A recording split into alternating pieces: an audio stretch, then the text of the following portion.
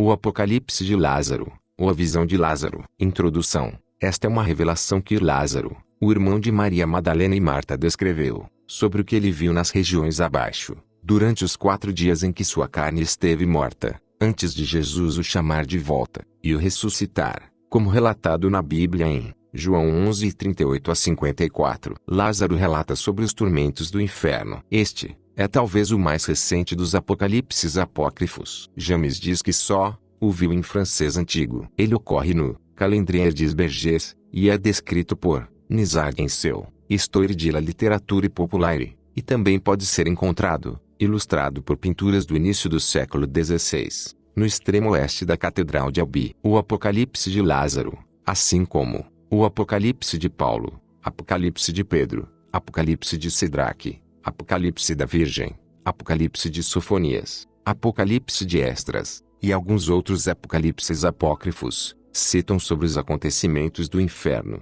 de um período em que Jesus ainda não tinha descido até lá, libertado as almas dos justos, tomado a chave do inferno, prendido Satanás, nem tinha mudado as ordens dos céus, e feito separação entre as regiões da esquerda e das regiões da direita, como citado em Pistis Sophia. O Apocalipse de Lázaro fala sobre os 7 pecados capitais, que foram as variações dos 7 filhos que a morte gerou quando se combinou com sua própria essência. Conforme descrito no livro A Origem do Mundo, segue um trecho: a morte então, sendo andrógina, combinou-se com sua própria natureza e deu à luz 7 filhos andrógenos. Estes são os nomes dos machos: inveja, ira, lágrimas, pesar, sofrimento, lamentação, choro amargo. E estes são os nomes das fêmeas: ira, dor, luxúria, pesar, praga, amargura, implicância. Eles tiveram relações sexuais uns com os outros, e cada um gerou 7. Por isso eles totalizam 49 demônios andrógenos. E na presença destes,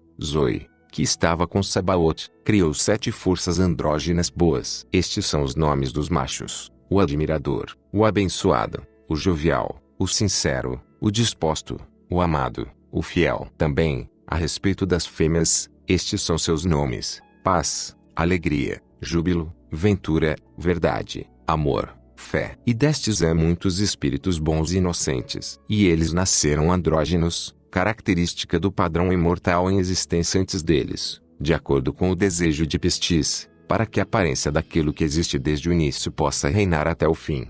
Estes são os 7 sentimentos mortais, e seus sofrimentos, apresentados na visão de Lázaro. Primeiro, o orgulho. Segundo, a inveja. Terceiro, a ira. Quarto, a preguiça ou comodismo. Quinto, a cobiça. Sexto, a insaciabilidade ou glutonaria. Sétimo, a luxúria. Observação: o texto original, devido à conversão de idiomas, acabou ficando ao longo do tempo fora de ordem. Tivemos de adaptar para o idioma português, de forma que pudesse ser entendido, sem modificar a essência da escrita e a mensagem que o texto quis passar.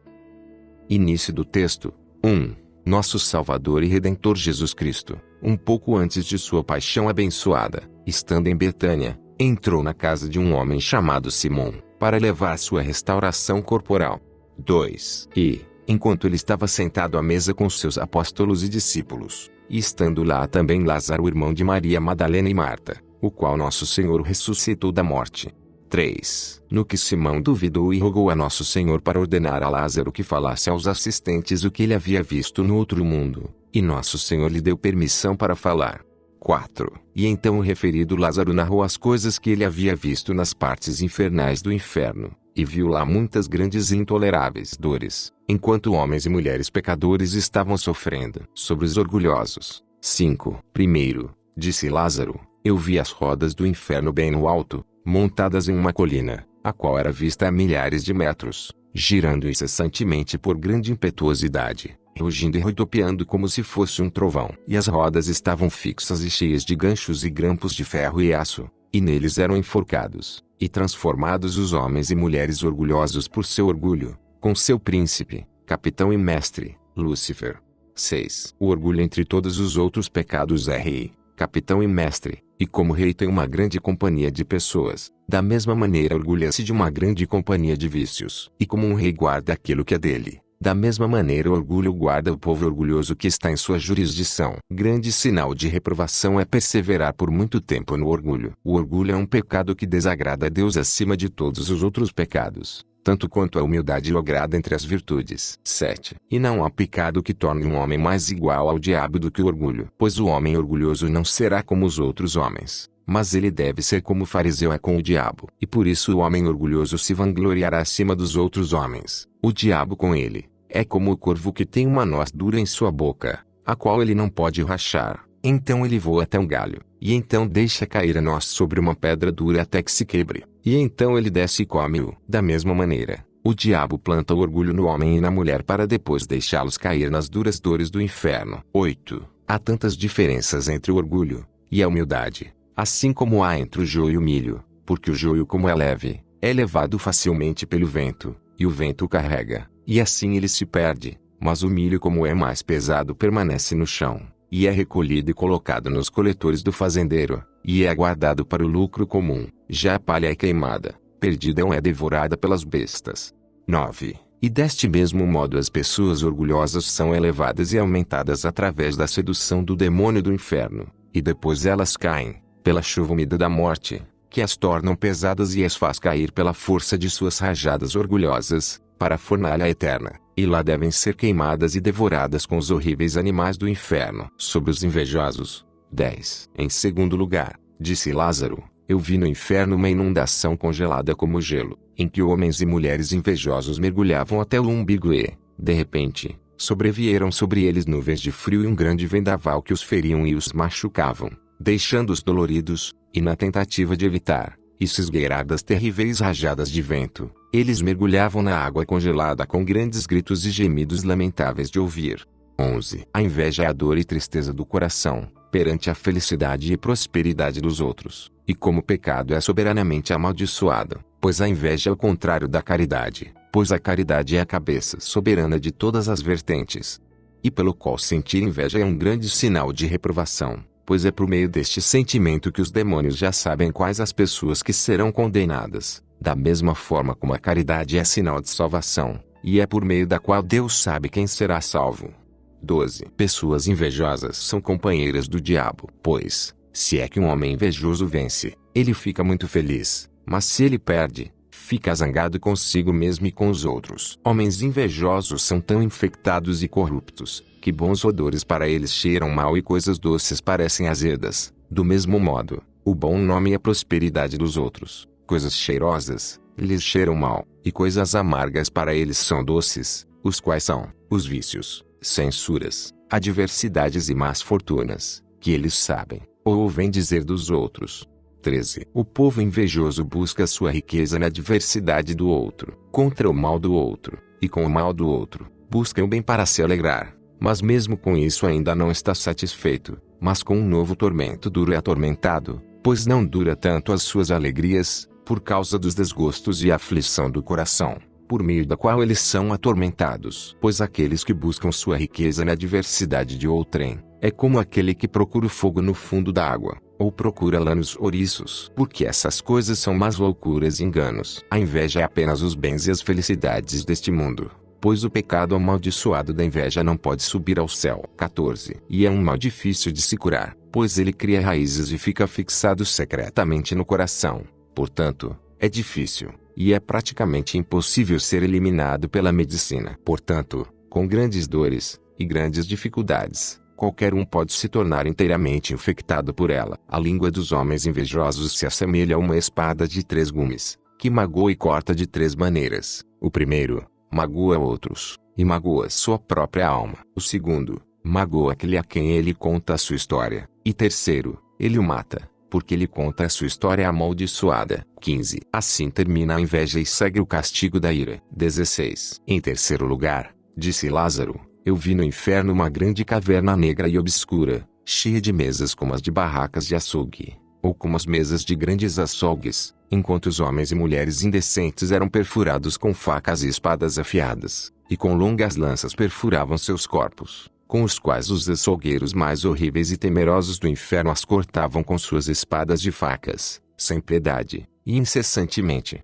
17. Assim como a paz, faz da consciência de um homem a morada de Deus. A ira amaldiçoa e a torna uma habitação do diabo. A ira, quando se esvai, cega os olhos da razão, pois, no homem irado, a razão é banida. Dessa forma, não há nada que guarde tanto a imagem de Deus em um homem, quanto a cordialidade, a paz, o amor e o respeito ao próximo, pois Deus o Todo-Poderoso estará lá, onde houver a paz, a concórdia e a pura amizade entre amigos. Porém, a ira afasta Deus dos homens, e faz com que o nosso Senhor não permaneça nele. O homem irado é como um homem endemoniado, o qual tem o diabo dentro dele, fazendo-o atormentar e lutar consigo mesmo, espumando pela boca e ranger com os dentes, pela dor intolerável que o inimigo lhe causa na alma. 18. Da mesma forma, o homem irado é atormentado pela ira, e muitas vezes, é pior do que o endemoniado, pois sem paciência eles batem um no outro, causando ferimentos, e dizendo censuras, vilanias, e se entregam de corpo e alma ao diabo, e dizem, e fazem muitas coisas ilegais e vergonhosas. 19. Pela ira, em pouco tempo, o diabo consegue atingir uma geração inteira, ou todo um país. Pois quando a ira se acende, surge o ruído da vingança, que destrói e põe tudo a perder. O que acontece em algum momento, através de um homem irado, é como um ouriço faz com quem mexe com ele, se põe em conflitos com outros. Assim como o pescador perturba a água para que os peixes não vejam a sua rede, e vão para lá para serem levados, da mesma forma, o diabo incomoda um homem pela ira, cegando-o, a fim de que ele não conheça os danos que cometeu, com seu coração irado e cheio de coragem para fazer o mal. 20. Em quarto lugar, disse Lázaro, eu vi no inferno um horrível salão escuro e preto, onde havia uma grande multidão de serpentes grandes e pequenas, enquanto homens e mulheres acomodados pela preguiça eram atormentados com mordidas e picadas de vermes venenosos, os quais os perfuravam em diversas partes de seus corpos, ferindo-os ao coração com dor inextinguível. Das pessoas preguiçosas e acomodadas. 21. A preguiça e o comodismo. A preguiça relatada aqui, são de adquirir os bens espirituais, que devem ser ordenados a Deus. Portanto, eles adoram servir a Deus como devem fazer com o coração e a boca. Mas deve ser também, por uma boa operação e por muitas buscas, pois quem quer que ame a Deus deve saber quem Ele é. Que Ele é o Redentor e o Salvador, e dono de toda a bondade que recebemos todos os dias, e reconhecendo quais os pecados. Grande tolice é quando, por preguiça, no tempo desta breve vida, não reunimos bens de conhecimentos e sabedoria para a vida eterna. Mas hoje em dia muitos são preguiçosos em fazer o bem, e diligentes em fazer o mal, de modo que, se fossem diligentes em fazer o bem como são para fazer o mal, ficariam bem felizes. 22. Também a preguiça é o iniciante do pecado, e é um grande inimigo de Deus, pois ele não deixa os homens e as mulheres buscarem a Deus, e buscarem conhecimento sobre o seu Criador e Redentor, e que é o remetente de toda a bondade. Eles são grandes tolos, porque se entregam à preguiça aqui, neste pequeno período desta curta vida, e perdem a oportunidade de suas vidas, ao invés de reunirem muitos bens de conhecimentos e sabedoria, que são os tesouros que levam a alma à vida eterna. Mas hoje em dia as pessoas são preguiçosas para fazer o bem, e plenamente diligentes para o mal. E se fossem tão diligentes para fazer o bem como são para fazer o mal, elas estavam cheias de graça. Agora, aquele que descobriu depois de sua morte que não se tornou sábio, então não terá mais do que as boas ações que já fez em sua vida para apresentar, e então sofrerá claramente, e se lamentará pelo tempo que perdeu pela preguiça, e se ele não fez boas ações quando tinha tempo e espaço aqui neste mundo, sofrerá pior ainda. 23. Aqui termina a preguiça e segue o castigo da cobiça. 24. Em quinto lugar, disse Lázaro, vi nas partes infernais um grande número de caldeirões e chaleiras largas, cheias de chumbo e óleo ferventes, com outros metais quentes derretidos, nos quais foram mergulhados os homens e mulheres cobiçosos, para que cumpram e reabasteça sua cobiça insatisfeita. 25. A cobiça é um grande pecado e algo perverso aos olhos de Deus, pois o homem cobiçoso prefere receber mais o dinheiro do que o amor de Deus, e prefere perder a Deus do que meio centavo. Muitas vezes, por um pouco, ele se deita e se antecipa, e peca mortalmente. A fé, a esperança e a caridade que deveriam estar em Deus, o homem avarento deposita em suas riquezas. Primeiro a fé, pois ele acredita ter as coisas necessárias para ele, tem mais credos em seus bens, do que pelo dom de Deus, como se Deus não fosse o suficiente para ajudá-lo, ou como se Deus não tivesse solicitude de seus servos.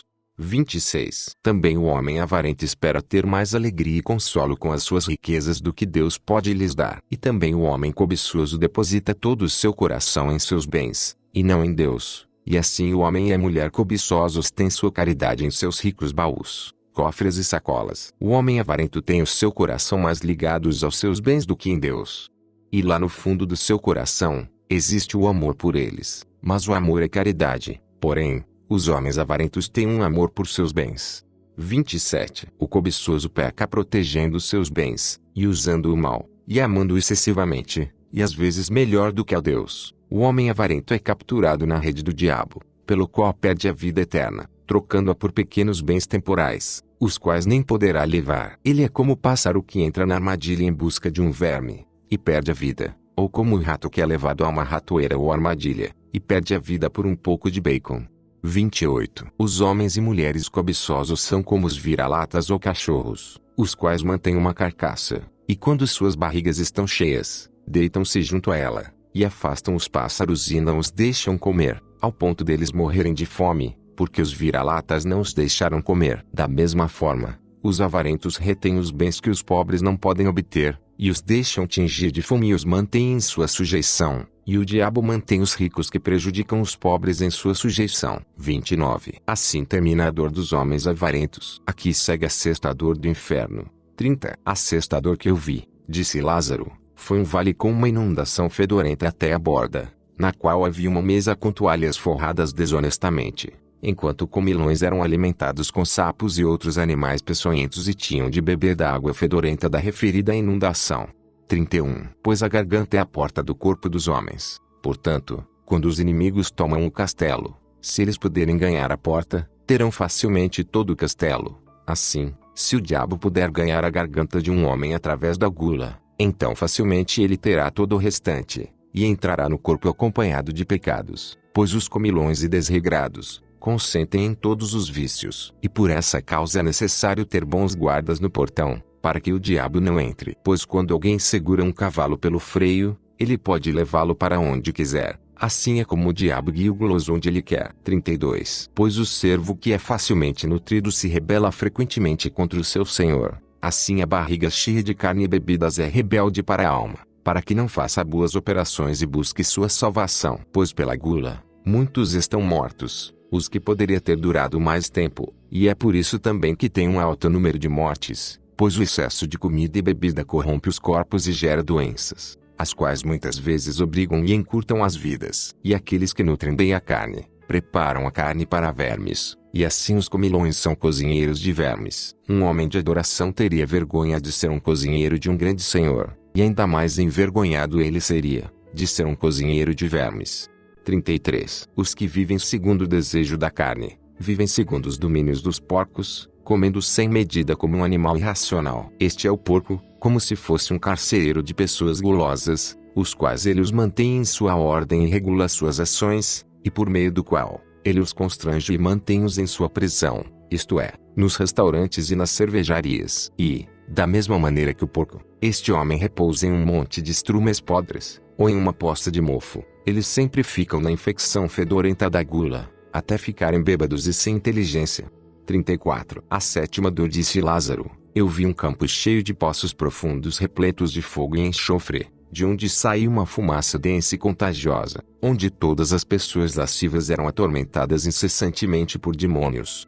35. De todos os 7 pecados capitais, a luxúria agrada mais ao diabo, pois enche e corrompe o corpo e a alma, e pela luxúria, o diabo conquista 2 almas ao mesmo tempo. E muitas pessoas lascivas avançam a si mesmas, e dizem que eles não têm todo o desejo assim por esse pecado. Homens e mulheres lascivos são mais deformados e feios que o diabo por causa da superabundância desse pecado. Ele é como um comerciante tolo que faz uma pechincha de algo que sabe que só terá prejuízos, e depois se arrepende de ter feito um preço tão baixo. 36. Da mesma maneira, saiba que cada homem lascivo terá muita dor, e ele gasta seus bens e o suor de seu trabalho para cumprir e realizar suas concupiscências e prazeres, e depois se arrepende pelos gastos e despesas, e o pior é que ainda está em perigo de sofrer na alma, até que ele se arrependa e faça penitência o suficiente. Os homens e mulheres lascivos que vivem por seus desejos, são atormentados com 3 dores infernais, que são o calor, o fedor e o remorso de sua consciência, pois são queimados pelo forte fogo de seus desejos sexuais, e são fedorentos por suas imundícias, pois este pecado é todo fedorento e mancha o corpo e a alma. 37. Estes também não ficam sem remorsos de consciência, devido à ofensa que fizeram a Deus. Pois a lascívia é a cova do diabo, em que ele faz cair os pecadores, aos quais muitos ajudam o diabo, lançando-se a si mesmos nela, ou quando não, de bom grado vão até a beira da cova, sabendo que o diabo os lançará nela. Bom é ao homem não dar ouvidos às mulheres, e se puder, bem melhor é não vê-las, para que não sejas contaminado pelos desejos, e muito melhor ainda é não tocá-las. A esse grupo de pecados, pertencem também os palavrões, as canções de vilão, os toques desonestos, os que não abominam os cafetinos, as prostitutas, e os que frequentam e perseveram no mesmo erro que esses. 38. Assim terminam os 7 pecados capitais, figurados cada um por si, como Lázaro viu nas partes infernais. Fim. Comentário do editor. Como de costume, deixamos no final, para a meditação, um trecho do texto gnóstico, Retorno ao Eu Eterno, que diz: mesmo aqueles que possuem certa percepção espiritual, não entendem que precisam encontrar a verdade enquanto ainda estão vivos, pois depois que o corpo morrer, eles estarão nas mãos das autoridades. Terão que passar por uma revisão, em seguida um julgamento, e serão jogados em outra carne para a servidão. Há sempre muita dor quando eles descobrem que desperdiçaram suas vidas. Mas cada vida nova é uma chance nova. Quando eles encontrarem a palavra doadora de vida, eles mudarão sua forma de viver, permanecendo com o conhecimento e a sabedoria em seus corações até a hora chegar. E fazendo isso, eles passarão pelos portões de todas as autoridades sem medo. E eles se despirão do fardo da escuridão, que é o corpo, e serão batizados 3 vezes. Eles serão recebidos por aqueles que entregam as vestimentas eternas, a luz perfeita do Espírito, porque eles não são estranhos a eles. E eles se dirigirão para o lugar mais alto, já que se tornaram dignos das glórias indescritíveis, pois eles rejeitaram o mundo e os poderes para serem livres da escravidão do esquecimento. E eles habitarão lá para sempre, com os grandiosos, os imortais, na luz do Pai Eterno. E eles aprenderão da sabedoria imperecível perfeita, e eles viverão e nunca mais morrerão. Quem tiver ouvidos para ouvir que ouça. Ficamos por aqui. Se inscrevam no canal e acompanhem nossos outros audiobooks. Até a próxima.